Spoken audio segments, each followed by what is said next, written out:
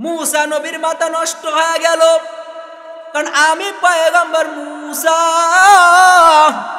আমি मूसा নবীর সাথে জান্নাতের মধ্যে যদি কেউ বন্ধু হয় তাহলে হয়তো কোনো মাদ্রাসার শাইখুল হাদিস হওয়া লাগবে আর না কোনো মাদ্রাসার কারি সাহেব হওয়া লাগবে আর না হয় সমাজের বড় বড় বড় বড় হাদিস সাহেব হওয়া লাগবে কিন্তু আল্লাহ আমি পয়গম্বর मूसा আমি मूसाর সাথে কেন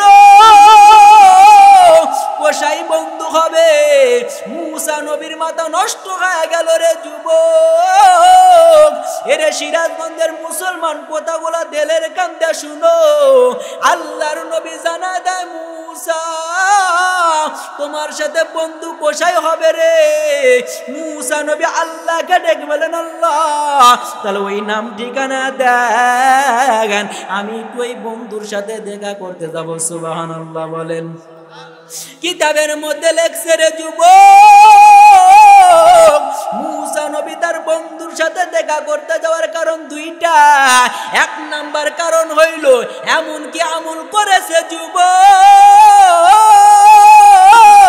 এই যুবক আমি পয়গম্বর मूसाর সাথে জান্নাতের মধ্যে বন্ধু দুই নাম্বার কারণ আমার বন্ধুকে আমি দুনিয়ায় বসে বসে দেখতে চাই সুবহানাল্লাহ বলেন আল্লাহ পাক পয়গম্বর मूसा আল্লাহ থেকে ঠিকানা নেওয়ার পর হাঁটি হাঁটি পা করে ঠিকানা দাও অনুযায়ী রওয়ানা যাওয়াতে যাইতে যাইতে যাইতে বাজারে উপস্থিত হওয়ার পরে আল্লাহর নবী পয়গম্বর मूसा ওই এলাকার মানুষদেরকে ডেকে বললে ভাই তোমাদের এই বাজারে এই নামে কোনো কোশাই আছে কিনা আল্লাহর বান্দা বলে যুবক মুসাফির ভাই ওই বাজারের কন্যারে তাকায় দেখো এই নামে আল্লাহর বান্দা কোশাই গরু জবাই করে পয়গম্বর मूसा মুসাফিরের হালতে দূরে দূরে তাকায় দেখে ওখানে আল্লাহর বান্দা গরু জবাই করার পর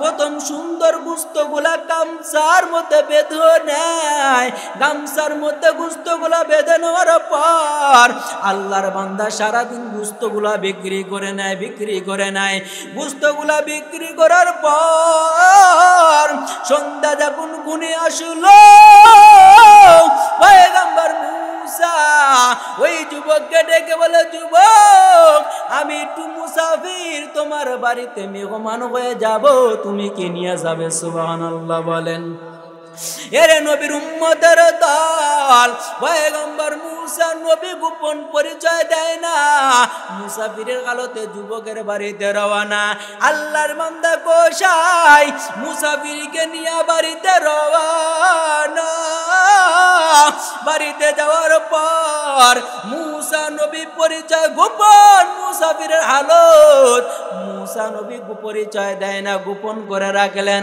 আল্লাহর বান্দাকে ভিন্ন একটা কামরা রাখার পর আল্লাহর বান্দা ওই গোশতগুলা কাটিয়া কাটিয়া তরকারি রুটি পাকায় তরকারি পাকায় রান্না গুনা শেষ করে নিল রান্না যখন শেষ হয়ে গেল मूसा নবী গোপনে গোপনে তাকায় দেখলো ঝুপড়ির মধ্যে থেকে একজন বৃদ্ধা মহিলাকে বের করে নিয়ে আসলেন সুবহানাল্লাহ বলেন ঝুপড়ির মধ্যে থেকে একজন বৃদ্ধ মহিলাকে বের করে নিয়ে আসার পর ছোটবেলায় সন্তানদের যেমন মায়ে আদর করিয়া করিয়া খাওয়ায় এই আল্লাহর বান্দা তার মাকে এত আদর করে করে খাওয়ানোর পর ওই বান্দার মা আসমানের মালিকের সামনে হাত তুলে মনে মনে মনে মনে দুইটা দোয়া করলেন मूसा নবী দূরে দূরে তাকায় দেখে আল্লাহর বান্দা খাওয়ানোর পর তার মা আসমানের দিকে হাত তুলে মনে মনে দোয়া করলেন मूसा নবী পরিচয় গোপন খুব ভালো করে বুঝবেন मूसा নবী যুবককে ডেকে বলে যুবক তোমার মা আসমানের দিকে হাত তুলে মনে মনে কি বললো मूसा নবী গোপন পরিচয় রাখার পর কোশাই ডেকে বললেন মুসাফির আমার মায়ের স্বভাবগত বৈশিষ্ট্য দুইটা এক নাম্বার বৈশিষ্ট্য হইল আমি যতদিন আমার মাকে খানা খাওয়াই আমার মা আসমানের মালিককে ডেকে বলেন আল্লাহ আমার সন্তানের কামাই রুজিতে বরকত দাও আমার সন্তানকে মুসা নবীর সাথে জান্নাতের মধ্যে বন্ধু বানায় দিও। মুসা নবী ডেকে বললেন, যুবক তোমার মা কি দোয়া করলো? যুবক ডেকে বললেন, ভাই আমার মায়ের স্বভাবগত বৈশিষ্ট্য 1 নাম্বার দোয়া করেছে। আমার মা আমার জন্য দোয়া করে, আমার মা আমার জন্য ফরিয়াদ জানায়, আমার কামায় রুজিকের মধ্যে যেন বরকত হয়। যুবক ডেকে বল, মুসা নবী পরিচয় গোপন করে যুবককে ডেকে বলেন, যুবক তুমি কি তোমার কামায় রুজিকের মধ্যে বরকত পেয়েছো? বলে, মুসাফির ভাই আমার মায়ের বরকত এত বরকত, এত বরকত, এই দোয়ার বরকত আমার সংসারে কোনোদিন অভাব নাই। মুসা নবীর এই কথা শোনার পর যুবককে ডেকে বলে, যুবক তুমি কি পয়গম্বর মুসাকে চিনো? বলে, আমি মুসা নবীকে দেখি নাই। বলে, আমি পয়গম্বর মুসা, আমি আল্লাহর সাথে কথা বলেছিলাম, আমি আল্লাহকে বলেছিলাম, আল্লাহ আমি মুসা নবীর সাথে কি জান্নাতের মাঝে কেউ বন্ধু হবে রে আল্লাহ? আল্লাহ জানাইছে তুমি কোথায়, আমি মুসা নবীর সাথে জান্নাতের মধ্যে বন্ধু হবে। তোমার মায়ের 2টা দোয়া আল্লাহ কবুল করেছে, সুবহানাল্লাহ বলো। এরে নবীর উম্মতের দল, এরে সিরাজগঞ্জের মুসলমান, অথচ মা বাদে বাপদে কত কষ্ট করে মা বাবাকে ভুলিয়া যায় না। এরে যুবক যাদের মা বাবা কবরে চলে গেছে আল্লাহর কাছে কান্না করে নাও, মা বাবার কাছে গিয়ে দোয়া চাও। এরে যুবক ওই মা বাবা কত কষ্ট করেছে। আমাদের রাজশাহী মেডিকেলের একটা খবর পত্রিকার পাতায় দেখলাম, একজন গর্ভবতী মহিলা বাচ্চা হওয়ার জন্য সিজার করার জন্য মেডিকেলে ভর্তি করানো হইল। মেডিকেলে ভর্তি করানোর পর ডাক্তাররা সব পরীক্ষা নিরীক্ষা করে দেখলো এই সন্তানটা যদি ভূমিষ্ঠ হয় তাহলে মাটাকে বাঁচানো যাবে না, আরো যদি মাটাকে যদি বাঁচাইতে চাও তাহলে সন্তানটাকে পাওয়া যাবে না।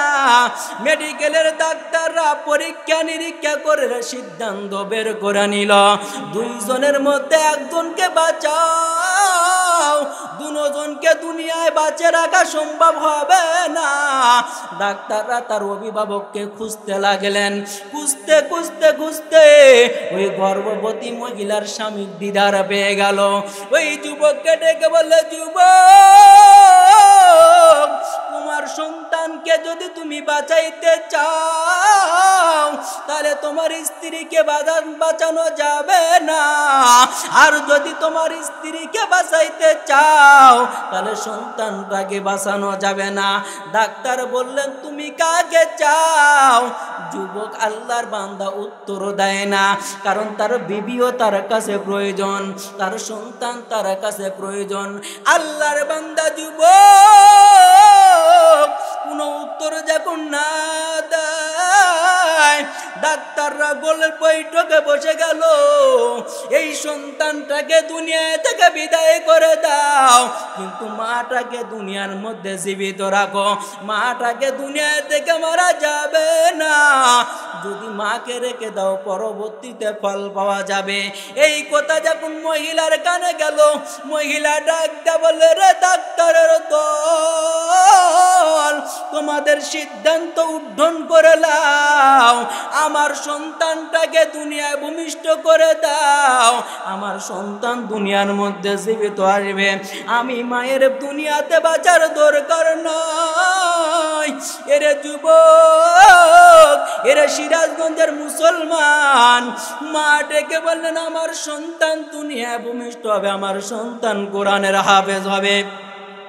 আমি কত বার করে আমার স্বামীর কাছে কথা দিয়েছি, ও আমার স্বামী, আমার সন্তান যদি দুনিয়ায় ভূমিষ্ঠ হয়, আমার সন্তানটাকে তুমি কোরআনের হাফেজ বানাও, মায়ের জীবন চলে যায় বাধা নাই, তবে সন্তান দুনিয়া বেঁচে রাখে। ওই মা সন্তান সন্তান ভূমিষ্ঠ করতে গিয়া, সন্তান জন্ম দিতে গিয়া বালতি বালতি রক্তক্ষরণ হয়ে গেল। এরে যুবক, ওই মার অন্তরে আঘাত দিও না রে যুবক। কত মানুষের মা বাবা কবরে চলে গেছে, কত মানুষ মা বাবাকে কাঁদাইছো। ওই রব্বে কাবার মালিকের কাছে কান্না করে নাও, চোখের পানি ছেড়ে দিয়ে কাঁদো আর বল, আল্লাহ জীবনে যত অপরাধ করেছি, আমার অপরাধের বিনা আমার মা বাবার কবরে জাহান্নামের আগুন জ্বালায়ও না। যাদের পিতা মাতা বেঁচে আছে, মা বাবাকে কষ্ট দিও না। এরে নবীর উম্মতের দল, একদিন একটা দিন আসবে, যেই দিন অন্ধকার কবরে জাহান্নামের আগুন ছাড়া কোনো উপায় হবে না। অথচ মা বাবার খিদমত আল্লাহর কাছে বিক্রি করা হয়, নামাজের ইবাদত আল্লাহর কাছে বিক্রি করা হয়। আজ তুমি বিবিকে পাওয়ার পর তোমার মা বাবাকে ভুলে গেছো রে যুবক। ওই মা বাবার অন্তরে যদি কষ্ট দাও, আমার আসমানের মালিক তোমার প্রতি বেজার হয়ে যাবে। আল্লাহর কাছে তওবা করে নাও, ওই মা বাবার অন্তরে আর কখনো কষ্ট দিবেন না। কে কে আছেন হাত তুলে দেখান। আল্লাহর কাছে বলেন, আল্লাহ জীবনে যত অপরাধ করেছি মালিক, ওই মা বাবার অন্তরে আর কখনো কষ্ট দিব না। যাদের মা বাবা কবরে চলে গেছে, জুমার দিন নামাজ পড়ে মা বাবার জন্য দোয়া করো। আপনাদের কাছে বেশি আবদার করব না, এই জান্নাতের বাগান মসজিদ বাইতুল্লাহর অংশ, আমি বাকি আলোচনা করব। তবে 10 জন মানুষ দেখতে চাই মসজিদের জন্য 10।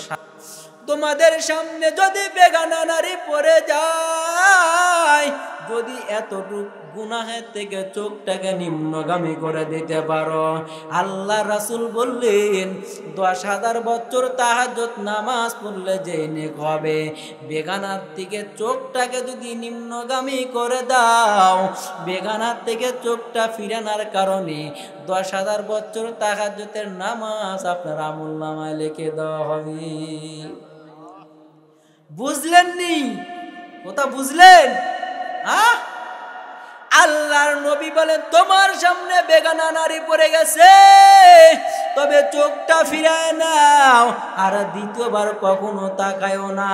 এর নবীর উম্মতের দল, যদি আমি আর আপনি নজর ফিরে নিতে পারি রে যুবক, আমাদের আমলনামা 10,000 বছর তাহাজ্জুদের সওয়াব আল্লাহ দান করবে। এর নবীর উম্মতের দল, অথচ তুমি গুনাহ করো, তুমি মিথ্যা কথা বলো, তুমি সুদ খাও, দুনিয়ার কেউ দেখেও কার না দেখুন, মাওলা দেখে কি দেখে না। আল্লাহ বলেন, ইন্নাল্লাহা কানা আলাইকুম রাকিবা। আল্লাহ বলে, হে দুনিয়ার ইমানদার, আমি আল্লাহ তোমাদের উপরে রহমতের দৃষ্টি দেওয়ান অবরদা তাকায় থাকি। আল্লাহর নবী জানায়, আল্লাহ আমাদের উপরে কেমনে রহমতের দৃষ্টি দেয়া তাকায় থাকে রে মুমিন। অন্ধকার রাত, ভালো করে বুঝো, অন্ধকার রাত কালো পাথরের উপর যদি কালো পিঁপড়া চলাচল করে, আপনারা বুঝে থাকলে বলেন এই পিঁপড়াকে বের করা জন্য কেমন তীক্ষ্ণ নজরের ব্যাপার। অন্ধকার রাত কালো পাথরের উপর কালো পিঁপড়া চললে, এবার বলেন ওই পিঁপড়াকে খুঁজে খুঁজে তালাশ করে বের করার জন্য কেমন তীক্ষ্ণ নজরের ব্যাপার। এর নবীর উম্মতের দল, এর সিরাজগঞ্জের মুসলমান, আল্লাহ বলেন ওই তীক্ষ্ণ নজরের থেকে আমি আল্লাহ তোমাদের মাথার উপরে কোটি কোটি কোটি গুণ রহমতের নজর দিয়ে আমি আল্লাহ তাকায় থাকি। বান্দা তুমি যখন গুনাহ করো আমি আল্লাহ দেখি, বান্দা যখন মিথ্যা কথা বলো আমি আল্লাহ দেখি, বান্দা যখন মানুষকে কষ্ট দাও আমি আল্লাহ দেখি। অথচ আল্লাহ বলেন, ও পয়গম্বরের উম্মত, দুনিয়ার ইমানদারকে ইমানদার কষ্ট দিও না। দুর্গার বলে এক মানুষকে ইমানদারকে কষ্ট দিও না। ইমানদারকে কষ্ট দেওয়া ব্যতি রেখে প্রয়োজন বলে আমি আল্লাহ দীর্ঘ 23 বছর যাবত যে কোরআন শরীফ নাজিল করলাম এই কোরআন শরীফটাকে জ্বালায় দাও, আমি আল্লাহ মেনে নিতে পারবো।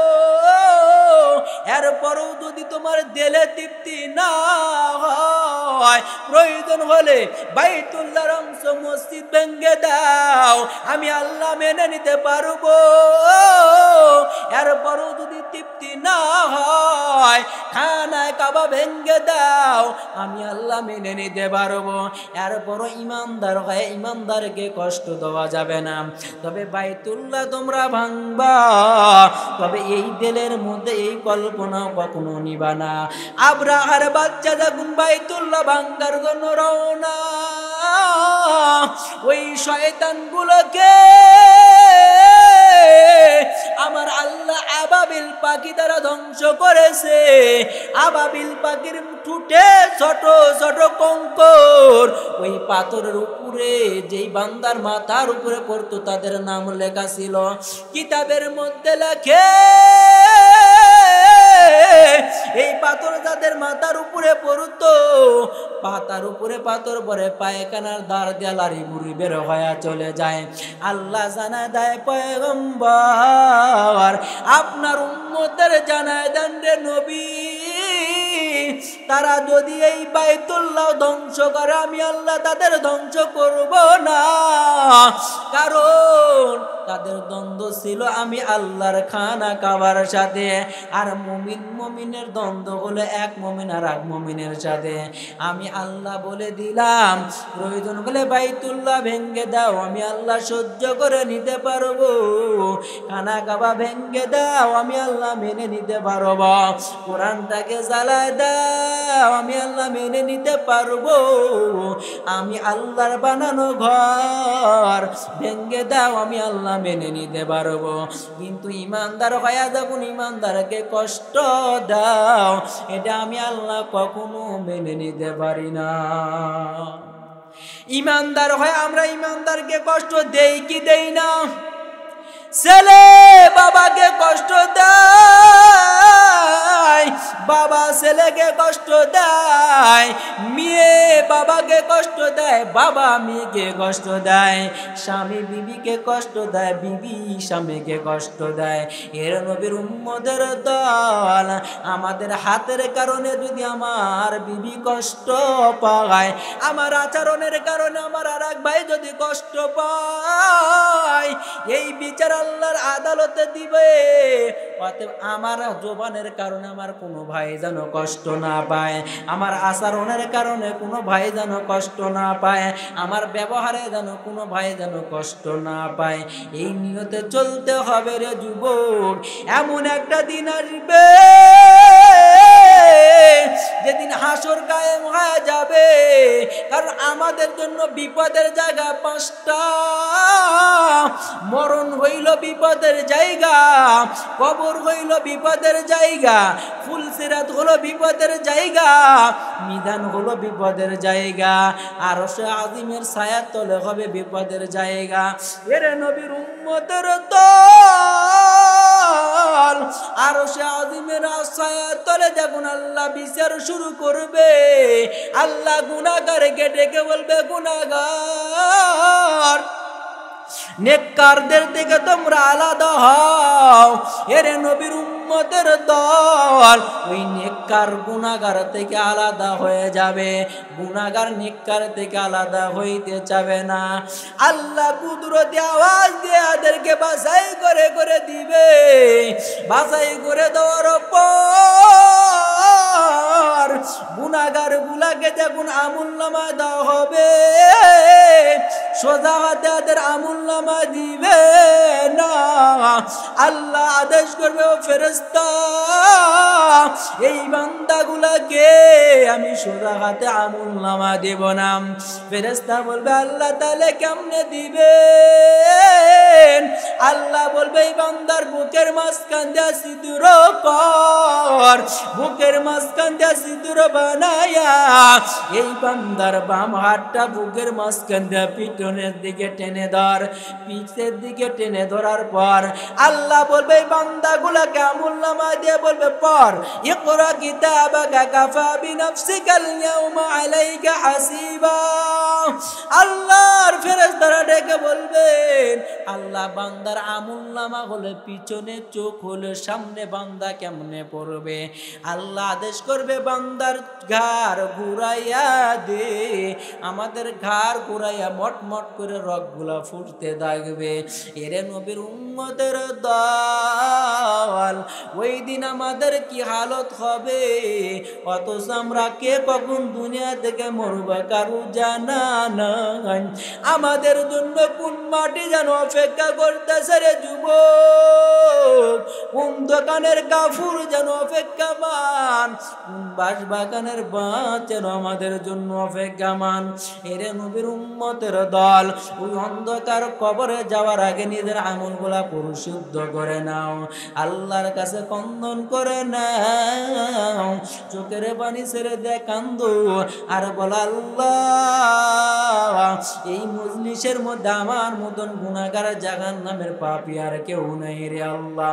আমি কত বড় জাহান্নামের আসামি, দুনিয়ার কেউ না জানলেও তুমি আল্লাহ জানো। কারণ আমরা জীবনে এমন গুনাহ করেছি রে যুবক, আমাদের গুনাহের খবর আমাদের বিবিও পর্যন্ত জানে না। আমরা এমন গুনাহ করেছি আমাদের ছেলে জানে না। আমাদের গুনাহের খবর যদি এলাকার মানুষ জানতো, তাহলে আমাদের ঘাড় ধাক্কা দিয়ে এলাকায় থেকে বের করে দিত। এরে নবীর উম্মতের দল, কখন যেন দুনিয়া থেকে বিদায় নিব, অথচ আমল পরিশুদ্ধ করে নাও, আল্লাহর কাছে কন্দন করে নাও। জীবন চলে যাবে নামাজ ছাড়া যাবে না, জীবন চলে যাবে হারাম খাওয়া যাবে না, জীবন চলে যাবে রাসূলের সুন্নতটাকে ছাড়া যাবে না। আমাদের আচরণের কারণে, আমাদের ব্যবহারের কারণে যদি পয়গম্বর বেজার হয়ে যায়, এর নবীর উম্মতের দল কাল কিয়ামতের ময়দানে ওই নবীর শাফাত পাবো না। আর যদি সুন্নাতের উপরে আমল করতে পারি, যদি আমরা বিবিকে পর্দায় রাখতে পারি, যদি হালাল উপার্জন করতে পারি, যদি আমরা কোরআন পড়তে পারি রে যুবক, এই কোরআন একদিন আল্লাহর আদালতে আমাদেরকে জন্য সুপারিশ করবে। আল্লাহ না করুক, মরণের পরে যদি আমি আর আপনি জাহান্নামের আসামি হয়ে যাই, ওই সময় আল্লাহর কোরআন আল্লাহকে ডেকে বলবেন, আল্লাহ আপনি যেই ব্যক্তিকে জাহান্নামের আসামি বানায় দেন, এই ব্যক্তি এমন কোনো দিন নাই এই ব্যক্তি ফজরের নামাজের পর সূরা ইয়াসিন তেলাওয়াত করে নাই, এমন কোনো দিন নাই মাগরিবের নামাজের পর সূরা ওয়াকিয়া তেলাওয়াত করে নাই, এমন কোনো দিন নাই এই ব্যক্তি এশারের নামাজের পর সূরা মুলকের তেলাওয়াত করে নাই। আপনার বান্দা বান্দি এখানে সমাপ্ত করে নাই, এই বান্দা কোরআন অনুযায়ী জীবন পরিচালনা করেছে, এই বান্দা কোরআন অনুযায়ী রাষ্ট্রীয় জীবন পরিচালনা করেছে, এই বান্দা কোরআন পড়ে পড়ে ছেলেকে পর্দায় রাখলো, হালাল খাওয়াইলো, এই বান্দা কোরআন পড়ে পড়ে বিবিকে পর্দায় রাখলো, এই বান্দা কোরআন পড়ে পড়ে হালাল উপার্জন করলো। এরপরও যদি বান্দা জাহান্নামে যায়, আল্লাহ আমি এই বান্দার সাথে জাহান্নামে যাব। আল্লাহ কোরআনকে ডেকে বলবে, কোরআন তুমি যেই ব্যক্তির জন্য সুপারিশ করো, যেই ব্যক্তির জন্য আরজি করো, তুমি কোরআনের খাতিরে এই ব্যক্তিকে আমি জাহান্নামের কাতার থেকে লিখিয়া নাম কাটিয়া আমি আল্লাহ এই ব্যক্তিকে জান্নাতি মেহমান বানায় দিলাম। এরে নবীর উম্মতের দল, আমাদের জীবনের গুনাহের খবর দুনিয়ার কেউ না জানলে আমার মাওলা জানে। আল্লাহর কাছে কান্দো, আল্লাহর কাছে তওবা করো, কারণ আমি আর আপনি যদি আল্লাহর কাছে তওবা চাই, আপনি যদি আল্লাহর কাছে তওবা করে নিতে পারি, আল্লাহ কেন আমাদের তওবা কবুল করবে না? কারণ আমি আর আপনি তো আখেরি নবীর উম্মত।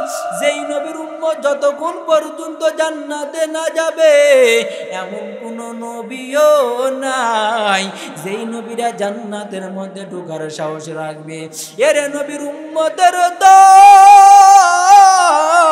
এরে সিরাজগঞ্জের মুসলমান, আমি আর আপনি যদি আল্লাহর কাছে কান্না করে আল্লাহ কেন ক্ষমা করবে না? কারণ পয়গম্বর মূসা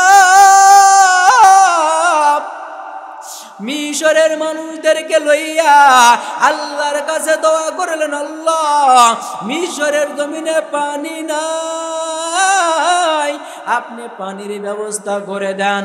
আল্লাহ পাক জানা দাও মূসা, তুমি যেই মজলিসের মধ্যে বসিয়া বসিয়া দোয়া করো, এই মজলিসের মধ্যে একজন জেনাকার আছে, লাগাতার এই বান্দা জেনা করতেছে।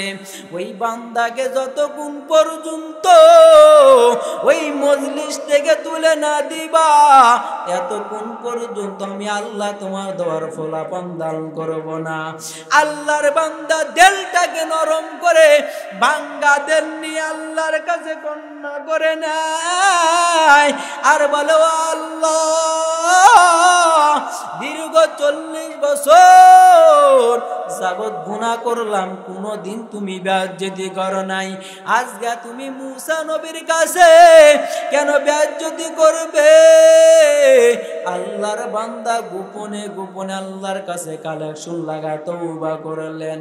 আল্লাহ এখান থেকে যদি উঠিয়া চলে যায় এখানকার মানুষ বলবে আমি জেনাকার, আর যদি এখানে চোখের পানি ছেড়ে কান্না করে তাহলে মানুষ বলবে আমি জেনাকার। এখান থেকে উঠে যাওয়ারও সুযোগ নাই রে যুবক, চোখের পানি ছেড়ে কান্না করারও সুযোগ নাই। এমন ভাঙ্গা দিল নিয়ে আসমানের মালিকের সাথে কালেকশন লাগাইলো, সাথে সাথে আল্লাহ তার দোয়াটা কবুল করে নিয়ে নিল। দোয়া কবুল করার পর মিশরের জমিনে মেঘাচ্ছন্ন শুরু হয়ে গেল। মূসা নবী তাকায় দেখলেন জেনাকার এখান থেকে উঠে নাই, আবার কেন মেঘ ধরায় নিল। দেখতে দেখতে মিশরের জমিনে বৃষ্টি শুরু হয়ে গেল। মূসা রাগান্বিত মেজাজ নিয়ে আল্লাহকে ডেকে বলেন, আল্লাহ এখান থেকে তো জেনাকার উঠে নাই রে আল্লাহ, আবার তুমি কেন বৃষ্টি দিলা? আল্লাহ জানা দাও পয়গম্বর, আমি আল্লাহ যার কারণে বলেছিলাম বৃষ্টি দিব না, আমি আল্লাহ তার কারণে বৃষ্টি দিলাম। কারণ ওই বান্দা আমি আল্লাহর কাছে যখন তওবা করেছে, ওই বান্দা যখন বলল আমি নাকি রহমান, আমি নাকি রহিম, আমি আল্লাহ রহমান বলে ডাক দিয়েছে, ওই বান্দার দোয়ার কারণে আমি আল্লাহ তওবা করার কারণে আমি আল্লাহ তার জীবনের গুনাহ গাতাগুলি মাফ করিয়া মিশরের জমিনের সাথে সাথে বৃষ্টি দিয়া দিলাম। এরে নবীর উম্মতের দল 40 বছর লাগাতার গুনাহ করার পর যদি খাস দিলে তওবা করে যদি বান্দা আল্লাহকে রাজি করাইতে পারে, আমি আর আপনি তো আখেরি নবীর উম্মত। আমার নবী যতক্ষণ পর্যন্ত জান্নাতে না যাবে দুনিয়ার কোন নবীর উম্মত জান্নাতে যাবে না। আমি আর আপনি যদি আল্লাহর কাছে তওবা করে না নিতে পারি, আল্লাহকে যদি রাজি করে নিতে না পারি রে যুবক, কপালে লিখে নিতে হবে, আমাদের দিলটা আমাদের বুঝে নিতে হবে আমার প্রতি আল্লাহ বেজার হয়ে গেছে, অথচ আল্লাহর মালিক মালিক বারবার করে আমাদের ডাকে, বান্দা আয় আয় আয়। আমি আল্লাহ তোর জন্য প্রতি রাতে ডাকি আয় আয়। বান্দা তুমি গুনাহ করেছো, আমি আল্লাহ তো জানি, তবে প্রতিদিন আল্লাহ ডাকে আয় আয় বান্দা আয়। আমি শেষ রাতে এসে ডাকি উদুউনি আস্তাজিব লাকুম, উদুউনি আস্তাজিব লাকুম। আল্লাহ কয় বান্দা আমি আল্লাহ প্রতিদিন তোমাদের ডাকি, তোমরা আমার ডাকে সাড়া দাও। তোমরা গুনাহ করো আমি আল্লাহ দেখি, তোমরা নামাজ পড়ো আমি আল্লাহ দেখি। এ বান্দা আয় আয়। বান্দা তুমি গুনাহ করেছো, আমি আল্লাহ তো দেখেছি রে বান্দা। তোমার জন্য রহমতের দরজা খুলে দিলাম, রহমতের ডাক দিয়ে বললাম বান্দা আয়। আল্লাহর কাছে তওবা করে নাও, আল্লাহকে রাজি করিয়া নাও। ওই অন্ধকার কবরের আযাব তুমি আর আমি সহ্য করে নিতে পারবো না। ওই অন্ধকার কবরের আযাব বড় ভয়ানক। এর নবীর উম্মতের দল ওই কবরে নামানোর সাথে সাথে আমাদের অন্ধকার কবরের মাটি ঘিরা নিবে, আমাদের সাপ পোকামাকড় ঘিরে নিবে। যেই জায়গায় আমরা দিনের বেলা যাইতে ভয় পাই, একটা সাপ যদি আমাদের দংশন করে 40 বছর বেদনা অনুভব করবে। এর নবীর উম্মতের দল ওই ভাঙ্গা দিল নিয়ে আল্লাহর কাছে তওবা করতে হবে। আর জীবনে যত গুনাহ করেছি আর কোনোদিন আমরা গুনাহ করব না। রাসূলের সুন্নাতের বিকল্প ছাড়া কোনো রাস্তায় যাব না। রাসূলের কলিজার মধ্যে আঘাত দিব না। মাথা থেকে টুপিটা কখনো ফালাবো না। আমরা কখনো নামাজ ছাড়ব না। আমরা কখনো রাসূলের সুন্নাতের উল্টা চলবো না। দিল যদি খাঁটি হয় আল্লাহর কাছে দুখানা হাত তুলিয়া দিয়ে দেখায় দেয়।